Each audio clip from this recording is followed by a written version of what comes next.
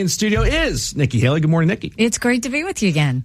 Great to have you here, Ambassador. So we'll start with this. Adam was talking about it there. There is this dynamic that exists right now where Trump and DeSantis are dominating the headlines. They're kind of going back and forth. You're running a traditional grassroots type of campaign, rolling out policy, talking about the border, going to the border. But if the media is consumed with Trump and DeSantis, how do you play there? How do you need to, kind of get in on their fights? How do you go about trying to find space so that you continue to generate attention and put a focus on the policy-oriented campaign? The media is always going to want to see fights. I mean, that's what gives them ratings. That's what they do. And, what we want to say to Granite Staters, to people across America is don't fall for it. That's the thing is, that's exactly what we want to get away from. We want to get away from the drama. We want to get away from the baggage. We want to get away from the status quo. That's exactly why we need a new generational leader that is going to actually talk about solutions, talk about doing the things that we need to do to get our country ahead. And, the political drama, people are tired of it. Mm-hmm. People don't want to see this anymore. So that's why we're going to Eagle Pass this weekend. That's why we're saying we're not going to sit there and play in that political drama. Let's talk about the fact that we've had 4.8 million people cross the border. The fact that we had 70,000 people died from synthetic opioids in 2021. The fact that no one is doing anything about the fact that all of these people are crossing the border, drugs, crime, trafficking. And everybody wants to talk about political drama and people going back and forth. That's not what real Americans care about. See, I think people want both. It's kind of like that dynamic where you're driving down the highway and nobody likes car crashes, but there's that car crash over there and you're slowing down like, what's going on? What's going on over there? So I think people do want solutions and they want leadership, but there's also kind of that element that goes along with the political drama and intrigue. And I kind of, in this conversation today, want to talk about leadership and some of the major challenges that are facing this country. And I've heard from a number of listeners over the last couple of days since we're going to have you on, and they're interested in addressing some of the major issues that face this country that have not been addressed really for decades. And I said there's 4 or 5 key areas, and we'll start with the border and immigration, since that's something you've been talking about here on this trip, and you're headed to the border on Monday. And folks want there to be a comprehensive solution, right? I mean, we have problems with Social Security and also, Medicaid becoming insolvent. We need legal immigration coming into this country. But they've heard from Republicans say, well, we got to do the border first. And people want to know, why can't you do it all? Why can't you secure the border? Why can't you, put E-Verify in place and create an environment in which immigration works for the American people, as opposed to it being this huge drain on resources and creating a sub-economy as well for individuals who can't work legally? Leadership is about being able to balance multiple balls at one time. Right. I did that as governor. I did it as ambassador. First of all, when it comes to illegal immigration, yes, we need to go and we need to fix it. And my plan to fix it is we do exactly what I did in South Carolina. We do mandatory E-Verify and make sure that no businesses can hire anyone illegally. We fire the 87,000 IRS agents and we put 25,000 border agents and ICE agents on the ground. We go and we make sure that we stop taxpayer handouts. We have given hundreds of billions of dollars to illegal immigrants. Stop paying them. That's not what American taxpayers want. We need to defund sanctuary cities like Lawrence. We see a lot of crime coming from there. We don't want to do that anymore. We need to make sure we go back to remain in Mexico, keep Title 42, and stop catch and release and go to catch and deport. That's one side. That's the illegal immigration. The legal immigration part is stop doing quotas and saying we're going to take X thousand people and start talking to your businesses. What do they need? What are they not getting? And then you focus on merit. You bring people in that lift up our economy. You bring people in that actually make our country better. If you've got kids coming overseas and we're educating them in our universities, what are you doing training them and sending them back? If we need certain people, train them and keep them. But we've got to find, that's where you just got to bring some common sense to the situation. But we can do multiple things at one time. It doesn't have to, you mentioned entitlements. When you look at our economy, we're $31 trillion in debt. We're borrowing money to make our interest payments. People love to blame Biden, but I've always spoken hard truths. Our Republicans did that to us too. Right. That $2.2 trillion COVID stimulus bill that they sent with no accountability, caused people to sit on the couch, expanded welfare. We have 90 million people on welfare, 42 million people on food stamps. And then you go and you look, Social Security is going to go bankrupt in 10 years. Medicare is going to go bankrupt in 5. We've got to be able to handle that. So what do? Stop the spending. Balance the budget like I did in South Carolina and people do at home. And yes, what did Republicans do? They doubled down on earmarks. They opened them back up after 10 years. We didn't need that. 7,000 they passed in December. And it was $7.5 million on horse racing in Arizona, $30 million on an honors college in Vermont, $10 million on a courthouse in Colorado. That is not how we want our taxpayer dollars spent. Stop the earmarks. And when it goes to entitlement reform, let seniors keep what's been promised. My parents are in their 80s. I don't want anybody touching theirs, but my kids are in their 20s. Those are the ones you go after and you say, look, we're going to raise retirement age to reflect life expectancy. We're going to go and say cost of living has to be related to inflation. We're going to limit benefits for the wealthy, and we're going to expand Medicare Advantage so that people have more programs. And that's how we're going to drive down the cost and become solvent again. So you mentioned a couple things where, sanctuary cities and also providing, in-state education for individuals who are here illegally. Aren't those federal problems, though? Because, you look at the sanctuary cities and also governors in Texas and others that have provided in-state tuition for individuals who are here illegally.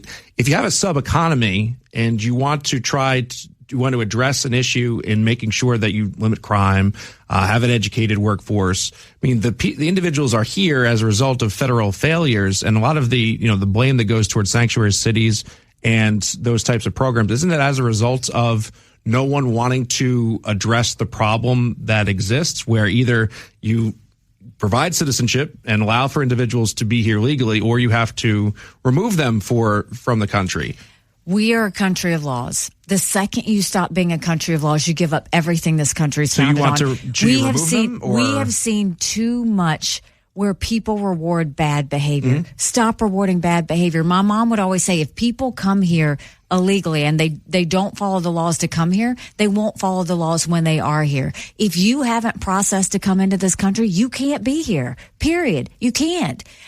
As heartbreaking as that is for a lot of people, if everybody feels bad about that, well, you know what? Go blame the people at Homeland Security that allowed them to come in. Mm-hmm. But you had over 100 people, terrorists that we know of, that we caught last year. Does it take a 9/11 for us to say something's got to give? Because Iran is saying the easiest way to get into this country is through the southern border.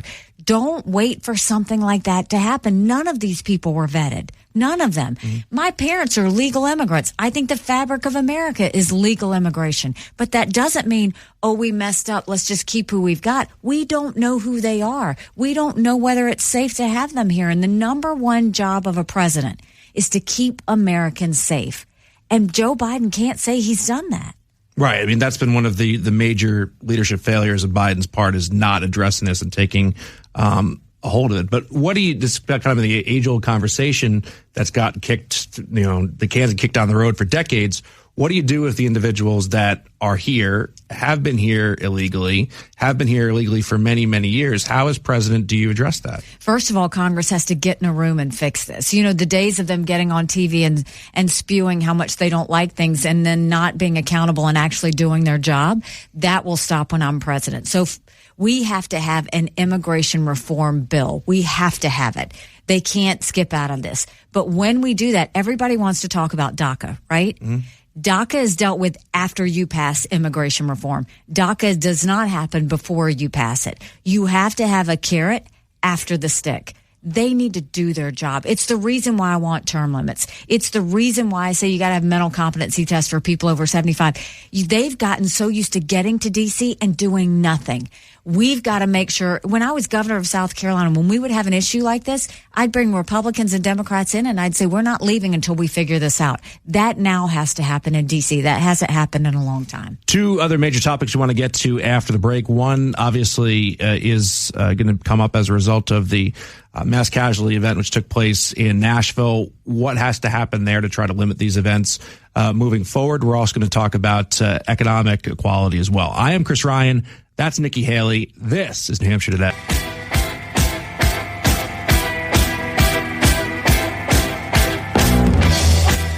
morning. It's New Hampshire Today. I am Chris Ryan, former UN ambassador and South Carolina Governor Nikki Haley, and current presidential candidate in studio here on the New Hampshire Today show. We were talking, in the break about some of the frustration that Americans have when it comes to Congress, Republicans and Democrats not wanting to compromise and get anything done. And I feel that in this current environment, there is incentive to not getting it done because both sides can, blame the other. We'll take this situation in Nashville, a horrific shooting which took place. And again, these take place, it seems like, on a fairly consistent basis.